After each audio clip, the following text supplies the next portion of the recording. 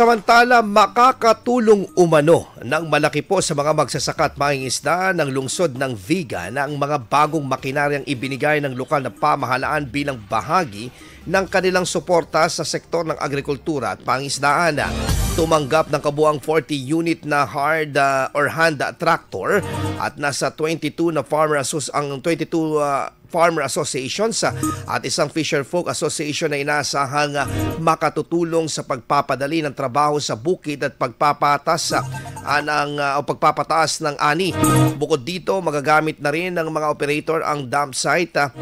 Sa dump site ang heavy-duty wheeled loader at excavator na maaaring magamit din sa rehabilitasyon ng mga palaisdaan at bukirin. Ang inisyatibong ito ay bahagi ng adhikain ng pamahalang lungsod na mapalakas ang sektor ng agrikultura at matugunan ang mga pangangailangan ng mga lokal na magsasaka at mangingisda. Samantala, inaasahan naman na mas lalawak pa ang tulong at suporta sa sektor, lalo't isinusulong pa ang modernisasyon ng pamamaraan ng pagsasaka bilang tugon sa makabagong hamon ng agrikultura. IFM News. IFM News. IFM News.